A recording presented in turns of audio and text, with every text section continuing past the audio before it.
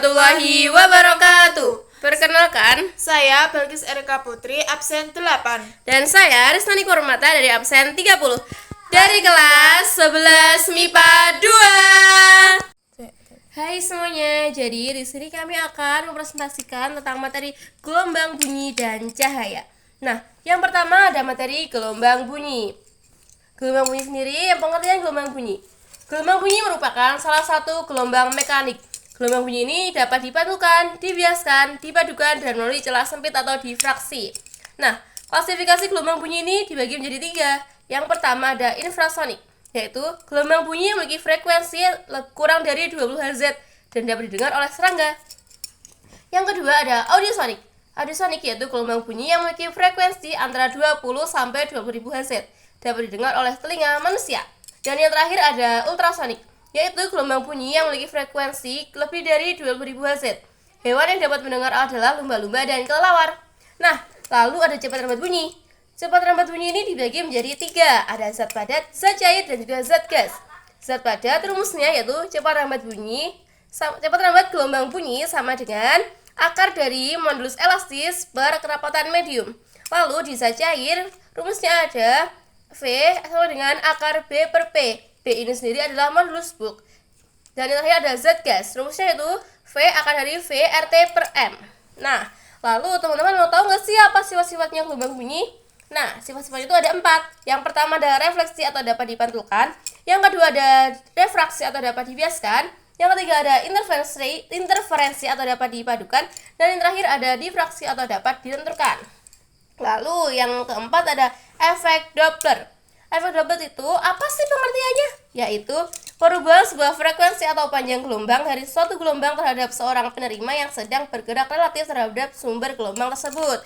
Nah, rumusnya sendiri itu ada Fp sama dengan V plus minus Vp per V plus minus Vs dikali Fs. Yang kelima ada dawai, yaitu sumber bunyi yang digunakan pada alat musik gitar. Lalu untuk rumus-rumusnya, jika setengah panjang gelombang sama dengan panjang dawai sama dengan setengah panjang gelombang. Jadi, satu panjang gelombang sama dengan 2 panjang dawai. Untuk frekuensi nada ke N sama dengan F0 sama dengan cepat rambat bunyi per panjang gelombang sama dengan cepat rambat bunyi per 2 panjang dawai. Satu panjang gelombang, panjang dawai, satu panjang gelombang. Jadi, satu panjang gelombang itu sama dengan satu panjang dawai. Fn itu F1 sama dengan V per panjang gelombang 1 sama dengan V per panjang dawai. 3 per 2 panjang gelombang. Panjang dawai sama dengan 3 per 2 panjang gelombang 2. Panjang gelombang 2 sama dengan 2 per 3 panjang dawai. Fn sama dengan F2 sama dengan V per panjang dawai 2. V per panjang gelombang 2 sama dengan V per 2 per 3 panjang dawai sama dengan 3V per 2 panjang dawai. Lalu untuk 2 panjang gelombang sama dengan panjang dawai sama dengan 2 panjang gelombang 3. Panjang gelombang 3 sama dengan panjang dawai per 2. F3 sama dengan V per panjang gelombang sama dengan V per setengah panjang dawai sama dengan 2V per panjang dawai. Yang keenam adalah pipa organa atau terbuka dan tertutup. Terbuka yaitu menghasilkan bunyi pola cil dan persamaannya. Jika tertutup, ujungnya tertutup dan ujung lain terbuka. Untuk yang ketujuh ada intensitas dan taraf intensitas bunyi. Intensitas bunyi sendiri memiliki rumus I sama dengan P per A sama dengan P per 4πr kuadrat. Jika taraf intensitas rumusnya TA sama dengan 10 log 1 per 1 0. Yang kedelapan adalah layangan bunyi. Rumusnya sendiri Fp sama dengan F1 min F2. Perubahan frekuensi bunyi yang berubah-ubah dengan tajam karena ada 2 sumber bunyi dengan perbedaan frekuensi yang kecil. Dan yang terakhir ada resonansi. Resonansi yaitu sebuah peristiwa ikut bergetarnya sebuah benda akibat adanya getaran yang dihasilkan oleh sumber bunyi. Rumusnya sendiri L sama dengan 2N-1 per 4 dikali A. Materi yang kedua yaitu gelombang cahaya. Apa sih gelombang cahaya itu? Gelombang cahaya merupakan salah satu contoh gelombang elektromagnetik. Ada 6 jenis gelombang cahaya. Yang A, refleksi, yakni dapat dipantulkan. Bunyi hukum pemantulan cahaya adalah ada 2, yaitu sinar datang garis normal dan sinar pantul terletak pada satu bidang datar.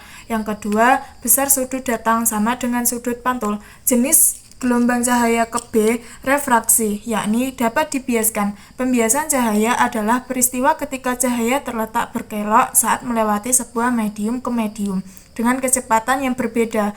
Hukum pembiasan cahaya dikenal dengan hukum Snellius. Persamaan hukum Snellius sebagai berikut.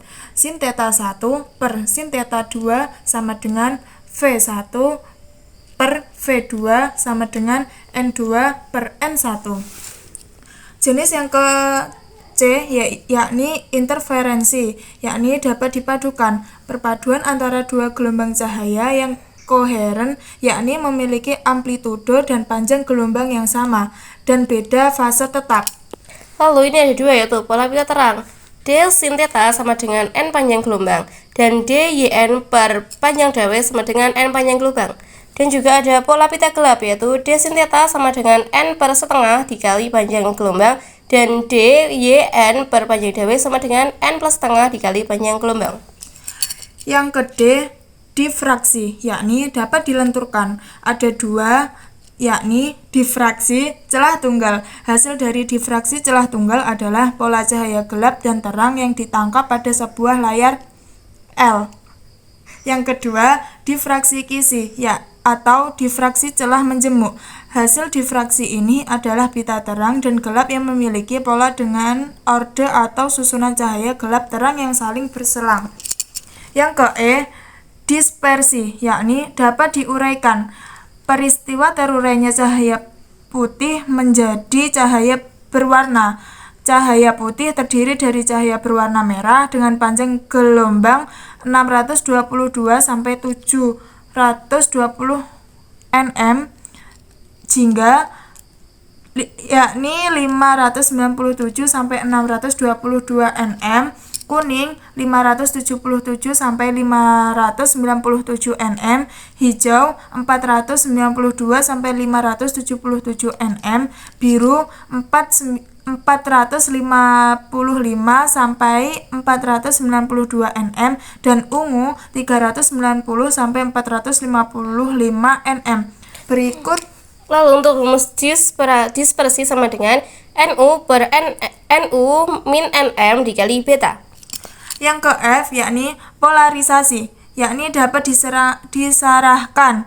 Ada pengertiannya, pembatasan gelombang vektor yang membentuk suatu gelombang transversal sehingga menjadi satu arah.